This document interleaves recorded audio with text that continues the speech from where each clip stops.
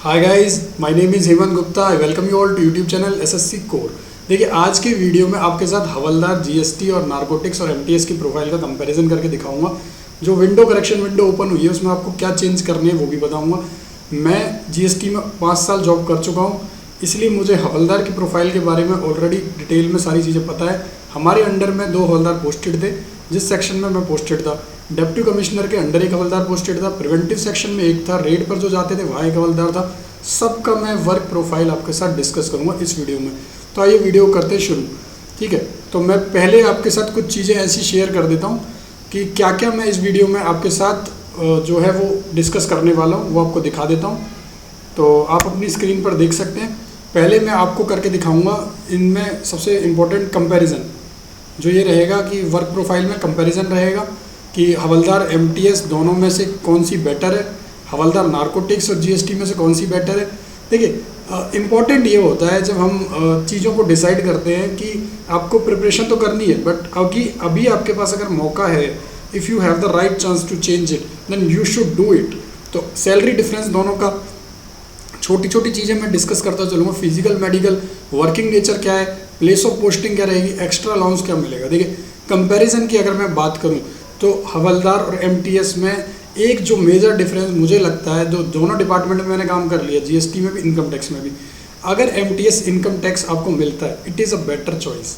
देखिए, MTS income tax के अंदर टेक्निकल काम भी करता है। एमटीएस से जो है वो 5 साल में टैक्स असिस्टेंट की प्रोफाइल पर जो सीजीएल से रिक्रूट होते हैं सीधा प्रमोशन हो जाता है। It is a far better choice comparatively with to the havildar. ठीक है, सैलरी डिफरेंस दोनों में ना के बराबर है। दोनों की इन हैंड आपको 26,000 के आसपास मिलेगी। फिजिकल, मेडिकल यस हवलदार में है, जबकि एमटीएस में कुछ नहीं है। नॉर्मल एक मेडिकल आपको सीएमओ से लेके आना है। तो आई होप आपको ये चीज़ें समझ आ रही होंगी।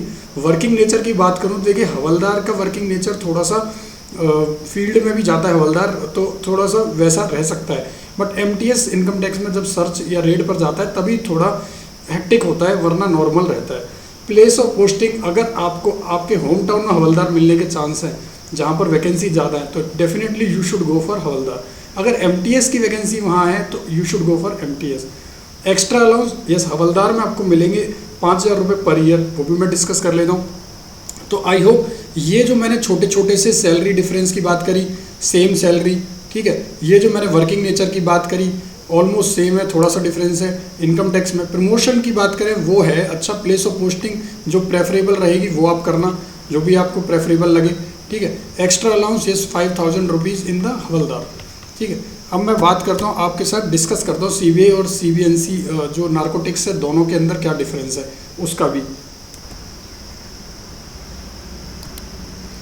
देखिए गाइज, जो वर्क प्रोफाइल है, अगर मैं हवलदार की बात करूं, हवलदार जब सेक्शंस के अंदर रहता है तो मैं आपको बता देता हूं कि जो सेक्शंस रहते हैं, पहला प्रिवेंटिव, ठीक है, जहां से जीएसटी में प्रिवेंशन का काम होता है, सर्च वगैरह का होता है। और जो हवलदार रहता है वो एस्टेब्लिशमेंट, ठीक है, एडमिनिस्ट्रेशन, इन सब सेक्शन में एक हवलदार दिया जा सकता है। और बेल पर रहता है, बेल यानी डिप्टी कमिश्नर, जॉइंट कमिश्नर, इनकी बेल पर एक हवलदार आपको मिलेगा, या एडिशनल कमिश्नर, कमिश्नर, यहाँ पर एक हवलदार की पोस्टिंग होगी।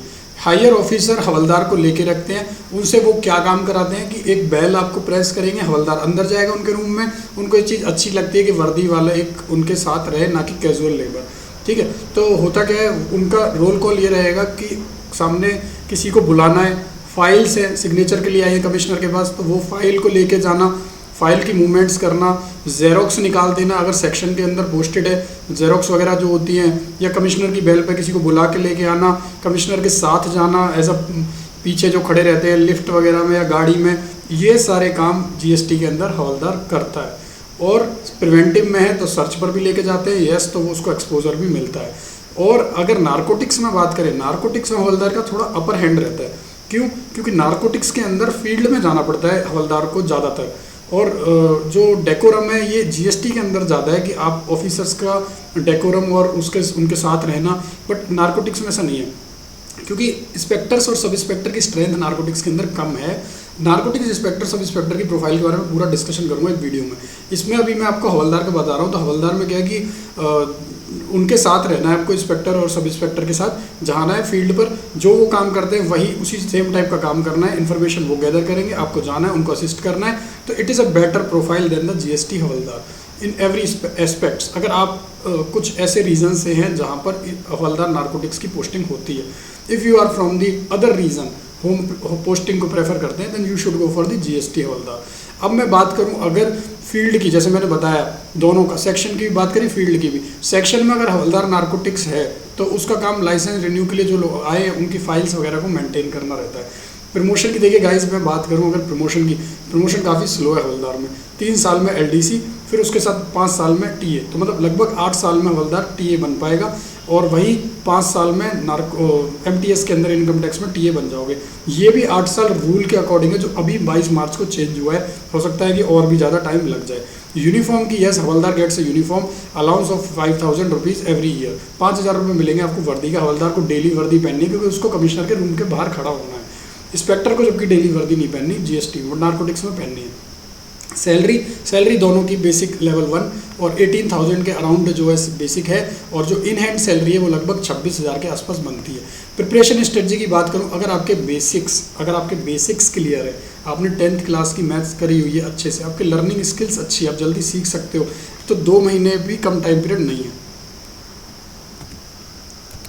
देखिए, तो 2 महीने भी कम टाइम पीरियड नहीं है। एमटीएस और हवलदार का जो अभी रिक्रूटमेंट होनी है 2021 में, उसका जो अभी मैं आपको बता दूं, आपके साथ शेयर कर देता हूं, जो अभी नोटिस आया है जो करंटली, जिसमें आपको करेक्शन विंडो ओपन हो रही है 5 मई से लेकर 9 मई तक, आप देख सकते हो मॉडिफाई करने के लिए।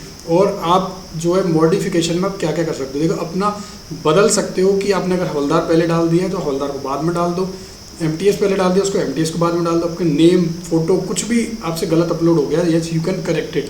तो आप लॉगिन कर सकते हैं वहाँ पर जाकर, और मॉडिफिकेशन की विंडो रहेगी, वहाँ जाना है आपको, अपने रजिस्ट्रेशन नंबर और पासवर्ड से आपको लॉगिन करना है, और उसके बाद आपका काम हो जाएगा।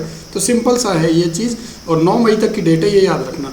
अब प्रिपरेशन की मैं बताता हूँ। देखिए, 2 महीने आपके पास बचे हैं, ठीक है। इन 2 महीने में आपको पहले सिलेबस, अगर आपका अभी तक नहीं हुआ, सिलेबस करने की ज़रूरत है। आपको जीएस जीके रीजन पे फोकस करना है। वहाँ पर क्या होगा, इंग्लिश और आप रीजनिंग कर लोगे, थोड़ा प्रैक्टिस करोगे, अगर मॉक टेस्ट रेगुलर बेसिस पे दोगे। मॉक टेस्ट के लिए मेरी वेबसाइट विजिट कर लेना, वहाँ भी दे सकते हो, ssccore.com, ठीक है। अपनी मिस्टेक्स पे काम करने की ज़रूरत है इन 2 महीने में। जो वीक टॉपिक है, you should focus more on that. देखिए, वीक टॉपिक पर अगर आप फोकस करोगे, yes you will grow, eventually you will grow slowly. Mistakes क्या अवॉइड करनी है आपको कैलकुलेशन करने की ज़रूरत है। मैथ्स के लिए प्रैक्टिस करनी है आपको, कोचिंग के हार्ड क्वेश्चंस नहीं करने। This is not the time to practice coaching's hard questions. You should practice easy question very well. You should well versed with those questions. तो आई होप चीज़ें क्लियर हुई होंगी। हवलदार के बारे में मैंने जो डिस्कशन किया, बहुत इंपॉर्टेंट चीज़ थी, वो आपके डिसीजन में एक हेल्पफुल रहेगी। अगर रहेगी तो चैनल को सब्सक्राइब कर लेना, टेलीग्राम SSC Core 123 पर जुड़ जाना, नोट्स वगैरह मैं प्रोवाइड कर दूंगा। Thank you so much for watching this video.